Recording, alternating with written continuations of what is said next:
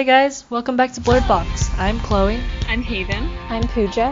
I'm Sophie. And if you're a new listener, welcome. Basically, we're 4 online students from Stanford University's online high school who like to talk about a variety of interesting topics like world events and our lives in an online school. And because we like to hear new perspectives, we invite guests to take part in our discussions and share their views. Now, if you're a fan of the movie Black Panther, be sure to stay with us. Last week, we talked about affirmative action in higher education with one of our college counselors, Dr. Lips. And that got us interested in affirmative action in other aspects of modern society. Yeah, today we're excited to introduce our guest speaker today, Marie Tagbo. So we have Marie joining us today. Marie is going to school for what exactly? Collaborative arts. So it's basically acting, film, writing, and a bunch of other stuff all put together. Awesome.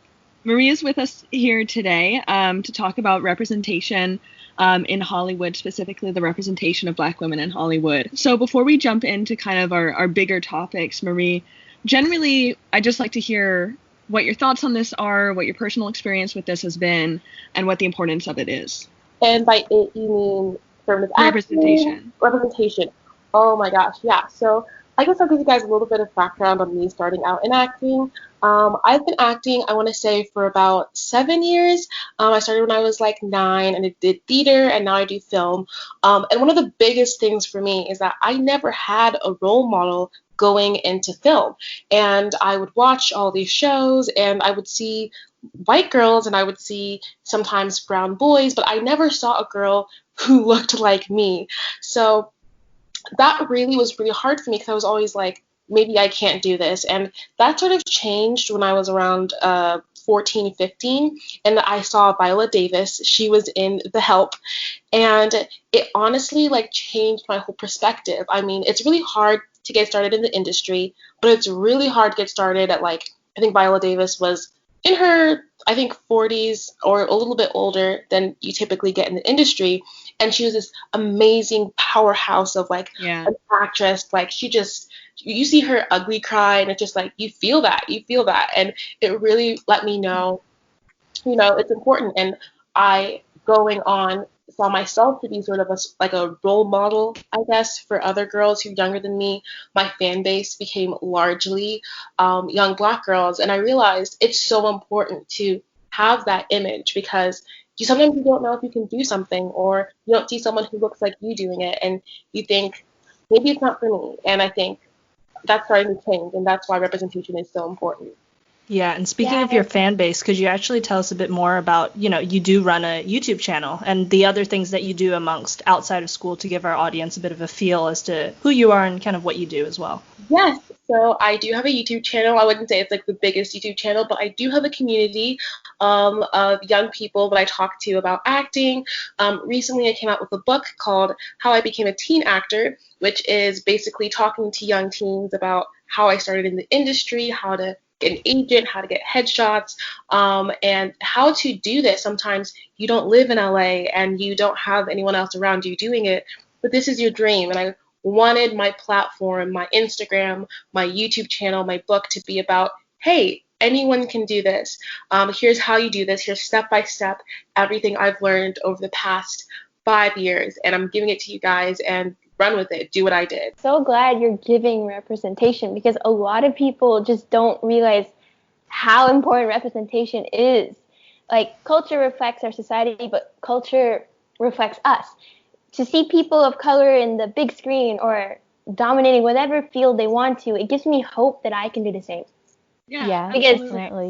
We live in a society that discriminates, whether it be color, gender, socioeconomic status, nationality, sexuality, whatever it may be. And a lot of times it discriminates on things we can't change. So we always think that we're not going to have the same opportunities. But to see representation, it shows us that we don't have to change to succeed. I think that's amazing. The type of representation is also really important too in what we're seeing. Because I think definitely a fair amount of movies play into this like token minority role, right? Where they're like, oh, but we did hire a Black actor or something, but they fill either a very stereotypical role, or they're even cast on the basis of being like urban, right? Which to them is like, oh, we want you to speak, like with a completely different dialect, and we don't really want you to be as classy as, other people. Or if it's in other places like that. So I think that's why Black Panther was also so important to a lot of people, not just because it hired people, to show like Black actors, in such a large majority of the movie, but it also had written the movie for them based on African heritage too. So I think that type of representation of that's not just based on, tokenization, but on like the actual story that they wanted to tell was really important to people. Yeah, what I especially loved about Black Panther, and Maria, you probably love Black Panther yourself. Wait, but, everyone here has seen it, right? Of course. Yeah, I have. For me, what I really liked about Black Panther was that it was so transformative, and it doesn't dodge themes about race or identity either. It actually like faces them head on, so it brings forth those problems without trying to go around it like maybe some other movies might have. But it was also one of the first mega budget movies that wasn't just about superheroes, not just about superheroes, but about anyone, to have an African American director and predominantly Black cast. So that was a huge part of Black Panther. But I also like that they took this issue and they faced all of it head on, but they also did it in such a good way that it appealed to the masses. I think that kind of ties back into like how Martin Luther King Jr. wrote his letters and to appeal to the masses. Pooja had actually just kind of touched on this already in her last comment that she made about how one of the reasons Black Panther was maybe able to give people such accurate representation for their African American audience was because it was directed by Ryan Coogler, right? That's right. So by a Black man himself. And I think that when you have those experiences of either facing like discrimination in your own life or even just being able to write your own story is really important, because we've talked in past podcasts too about what it's like for women represented in the media, especially where they aren't really able to write their own storylines, but rather they're just used as tools to further someone else's, especially in, like superhero plot lines where the woman is like a love interest or they exist to die later to provide, tragic backstory. Mm-hmm. We talked about this in one of our previous episodes with Disney characters, and I think we talked about this with the toxic masculinity and touching upon how that is like represented in even like cartoon movies, which is Disney. Like really funny to me. Yeah. But yeah. Right. Interesting, Marie, that like the first time that you saw like yourself was in Viola Davis.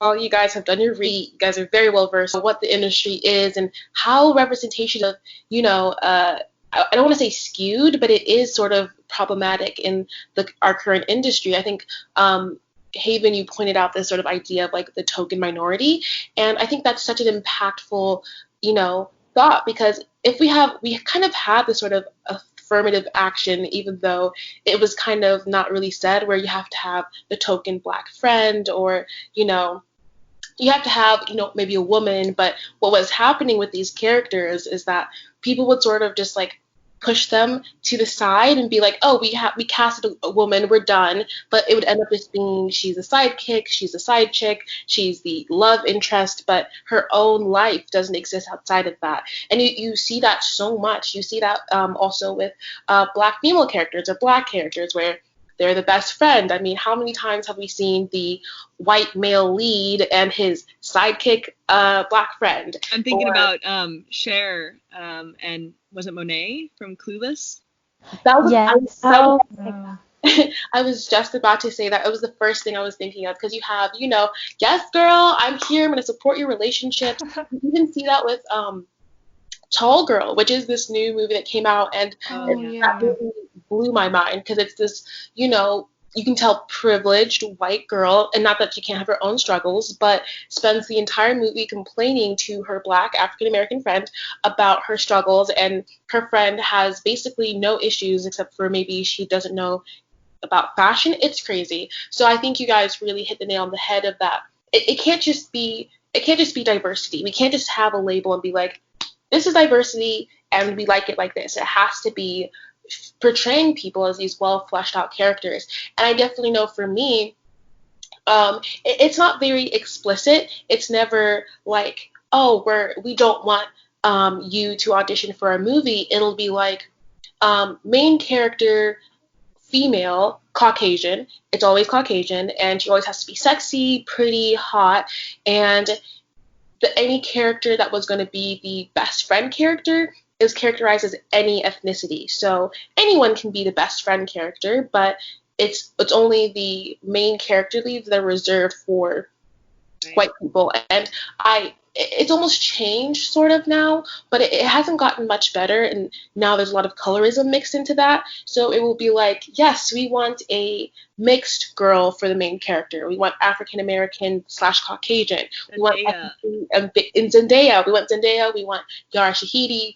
We want Amanda's, I don't remember how to say her last name, but we want a girl who looks a certain way. It's very, the girl from Missandei, I think, from Game of Thrones. We want a girl who's like light-skinned and fair and has, 3C hair, and there's still a gap. There's still something that's missing for Black women where they're not able to be themselves, ugly, pretty, however they are, and exist, being dark-skinned. And that's also why, as you guys are pointing out, Black Panther was so important. I mean, Lupita Nyong'o, she's amazing. Everyone knows her work. So gorgeous. And she's just this amazing dark-skinned woman who plays lead roles, who has her own movies, and who's creating that representation and is really taking the forefront of something that's honestly never really been done before in Hollywood.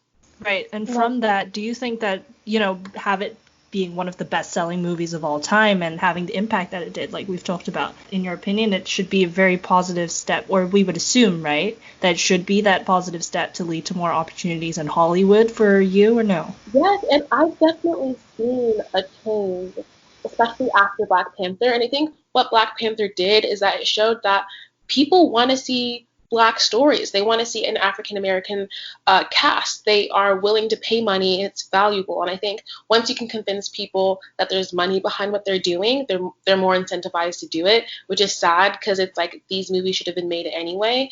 But there's a lot of pressure on Black movies to be even more successful, right? Like you can have a superhero movie that flops, right? But you can't have a superhero movie with a Black cast that flops. So that really showed that we are able to, I guess, generate that sort of audience while still telling a Black story. But the story doesn't have to be like a Black movie. I think that there's a difference there. We've had our Selmas, Martin Luther King Jr., 12 Years a Slave, which are very, very Black movies about the Black experience. But being Black isn't all about fight the power, marching down the streets, trying to fight off segregation. It's also about daily lives. It's also about living in a fantasy world. It's also about being a superhero or being whoever you are. And I think Black Panther showed that there's a whole other world of storytelling that we can still carry and still generate an audience. And I think that was really, really impactful.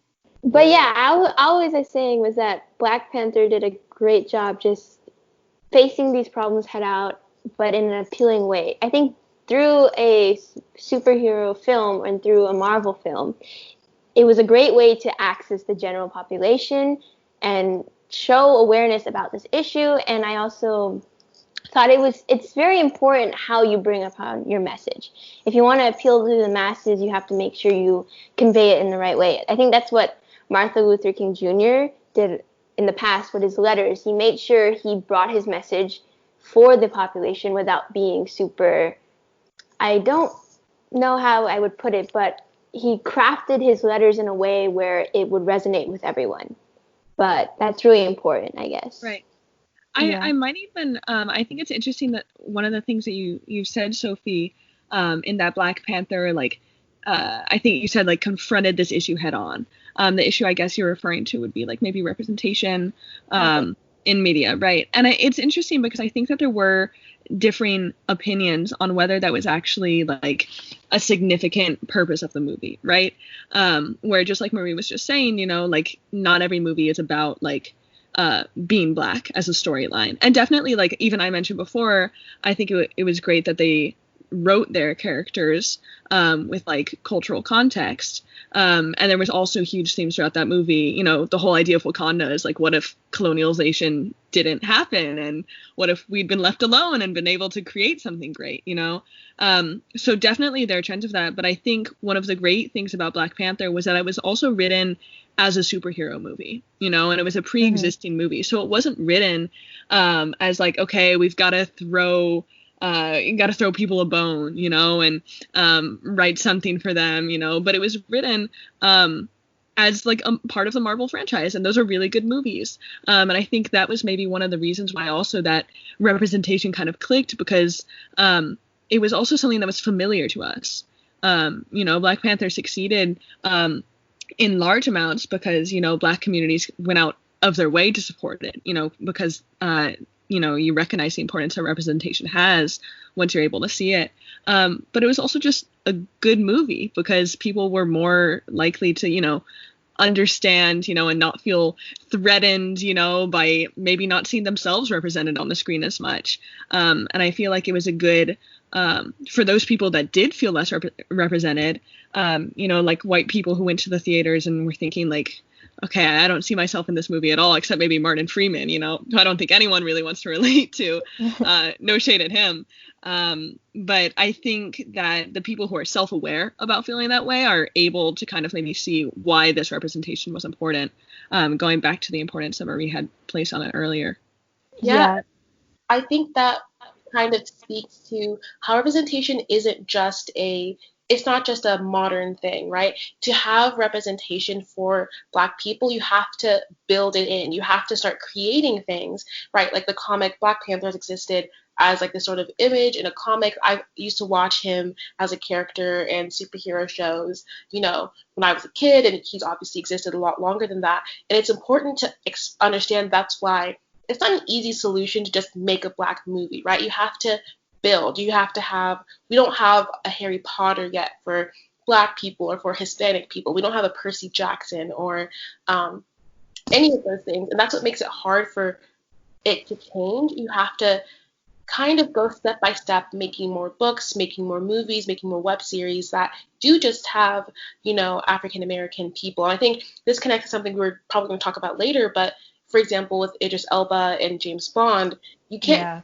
not that you don't want to have Idris Elba as James Bond, but why not make his own character, make him his own, you know, setting, his own thing, and let that be that. Because even though him as James Bond would be great, he would be so amazing as James Bond. He has the charisma, he has the acting chops, but there will be so many people who will just see him as, oh, well, you're not my James Bond. You're not, you know, I mean, I know Daniel Craig got a lot of, I guess, blowback for being James Bond because he was blonde hair and James Bond was originally black hair. And Idris Elba obviously got a lot of criticism for even the thought being out there. So it's like, I think people have to start making their own and kind of not separating themselves, because it shouldn't have to be that way. There shouldn't have to be this pressure to appeal to the masses and make it for everybody and make your own thing. But because of the way it's set up now, you almost kind of have to. I don't know if that makes sense. Yeah, I see what you mean. Are you for it though, or not? Like, are you for that whole Idris Elba as the next James Bond? And like, could you tell me like why as well? Oh my gosh. I mean, I'm so for it personally. I also am not a fan of James Bond. I've never really seen or been invested in the movies. You know, I think if you've had 2 or 3 white James Bonds, there should be no problem. I mean, James Bond wasn't really necessarily created that he had to be a certain race, and if you've already had that, then there's no problem with it. At the same time, it's like, I feel like Idris Elba had this amazing quote, and now he feels discouraged about playing this character, right? Because if he doesn't get the role, it's maybe because he was black, and if he does get the role, then it's because he was black, and he kind of feels this sort of, there's no win-win, I guess. There's no win-win. We talked about this a little bit during our affirmative action conversation too, where there's a very fine line between, you know, examining a person holistically, you know, and not examining race at all, and just, you know, writing for a character and casting based on skill, between also understanding that it matters to an extent for storytelling and for representation and for all of that. So I was reminded of this also when you mentioned just, like there was no black like Harry Potter or Percy Jackson or like childhood stuff like that. But I know that Harry Potter has gotten, especially, I'm not so sure about Percy Jackson, but Harry Potter also has gotten a lot of like fan art, right? That capitalizes upon the fact that in those books, he's very explicitly like not ever described as having light skin, but he has like, his green eyes and like black hair, and same for Hermione, like big bushy like hair and then nothing about her skin tone, right? Ron is a redhead, so we'll give him that. But it's interesting that in the initial like movie interpretation of what the protagonists or the heroes were going to look like, they were like, let's find our little white kids, even though there was room to interpret it differently. So I think it's kind of similar with James Bond, where the whole point about James Bond is that there isn't one of him, but he could be like, whoever you want him to be. He could be you, he could be me, all that. Can't be a woman apparently, but I digress.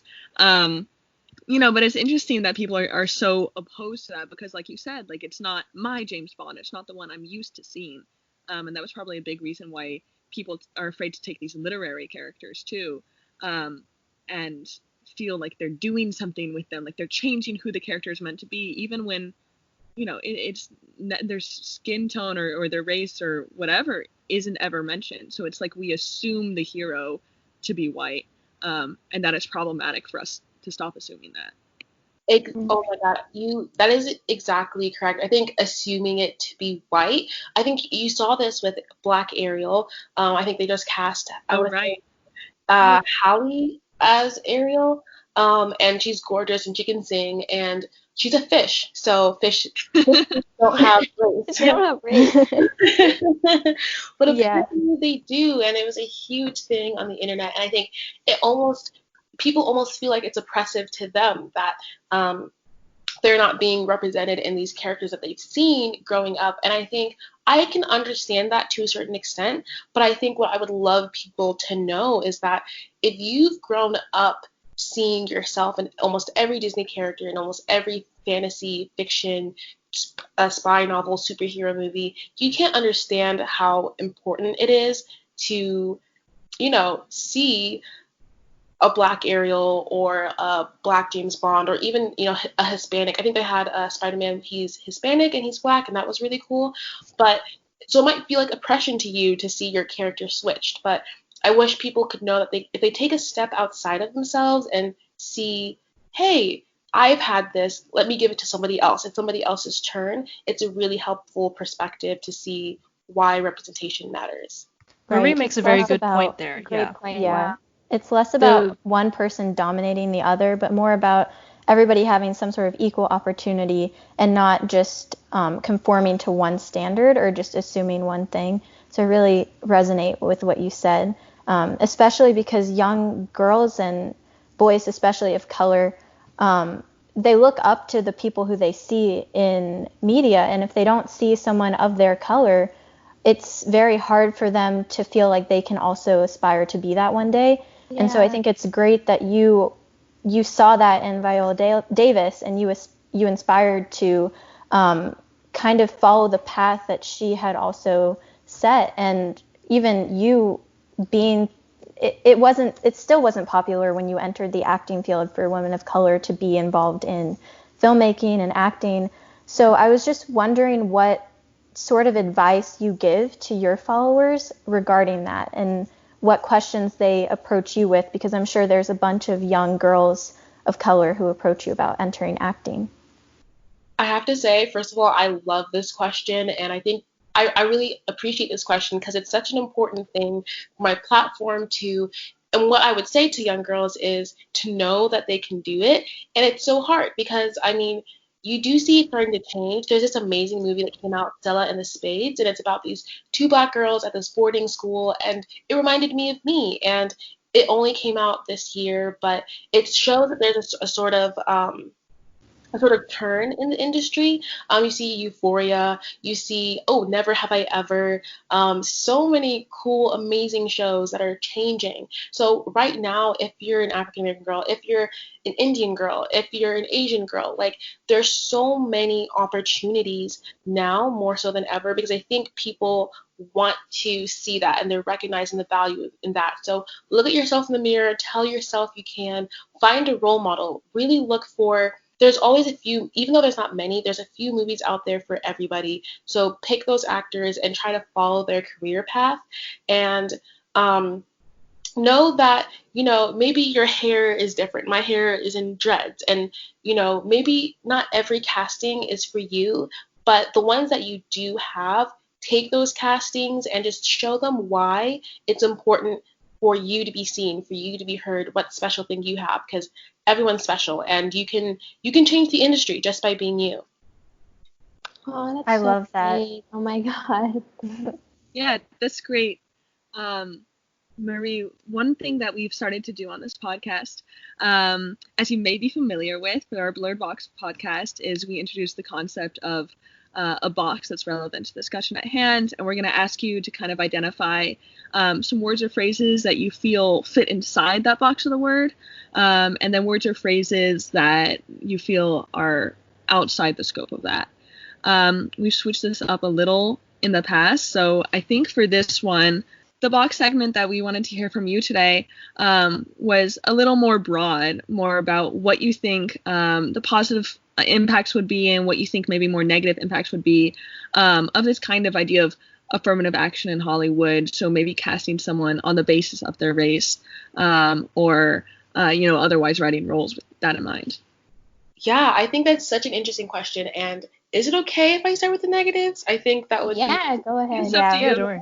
Okay, so I think what I've realized is in this industry, if someone doesn't want to cast you because of your race, you don't want to work with them. You don't want to be on set with them. You don't want to have anything to do with them. So I think if we had affirmative action and people were forced to hire minorities, I think it would just go for a bad setting because you would have writers who were, mad that their actors look different, directors who maybe are mean, and a lot of situations that you don't want. So I think forcing anyone to do something that they don't want to do is not my idea of representation. I don't want to be like the token black anything or the token girl or working on being a gaffer or director or anything like that just because I can. I don't want to win any awards just because I can.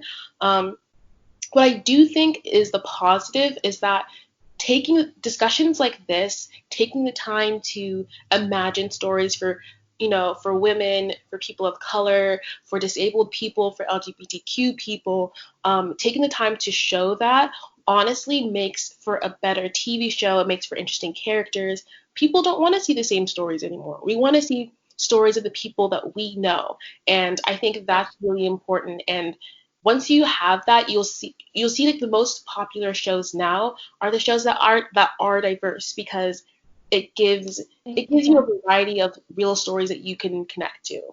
One of my favorite shows that just I think the second season came out on Netflix was On My Block. And one of the reasons I love that show because there's diversity, but the storyline is written around not white characters. And it's really nice to see like Latinx representation and Black representation too. And it's not uncommon. And none of them are like defined by their race. They're just normal people. But like you were saying, like it was still meaningful. The meaning doesn't escape you to be able to see them being represented as normal people. Because I think that does bleed into, like Sophie was saying earlier, our media reflects our culture and our culture reflects our media. So I think the more representation that we're going to see from that will hopefully help people feel more comfortable with that humanization too, just generally. So Yeah, definitely. Keep fighting the good fight, Marie. Yeah. Thank you so much. She's really a role model for everyone. Yeah. Honestly. People don't want to see the same thing every day or the same type of movie with the same characters all the time. They want to see diversity and they want everybody to be appreciated. Yeah. Thank you so much for joining us, Marie. Best of luck with everything. What was the name of your book again that you just finished? How I Became a Teen Actor, everything you need to know about starting your acting career. It's on Amazon, it's on my YouTube channel, which you can find at Marie Tagbo, my Instagram at Marie Tagbo. It's everywhere, so yeah, just reach out. Nice. Yeah. And Awesome. best of Be luck sure to at go school. follow I'm her. really excited to see Yes, what stories you yes. create and what stories you're part of. I Huge will be congrats. first in line at the movies. Thank Or you. wherever Yeah, else. be sure to give us all a ticket to your Yeah. Oscars nomination. Yeah. Okay? 'Cause Yes. we need front Don't row forget center us. seats. We're the most important people in our life now. Exactly. Totally. Make sure to go follow Marie on her YouTube channel and everything, on her social media, everything. It's all on Marie Tagbo, I'd assume. Yes, Yeah. all of it. Yeah. All right. And make sure to go buy her book on Amazon. And thank you guys for listening to Blurred Box with Chloe, Haven, Pooja, and Sophie. If you like our show and want to know more, check us out on Anchor, Spotify, Google Podcasts, or please leave us a review on iTunes. Be sure to join us next week for another episode of Blurred Box. We release episodes every Saturday. We'd love to hear your feedback, suggestions, and questions, which you can email to blurredbox88@gmail.com. And you can also follow us on Instagram or Twitter at blurredbox for the latest updates. Yeah, and that's all for today. Thank you guys for listening. We'll see you next time. Thank you. Bye. Thank you.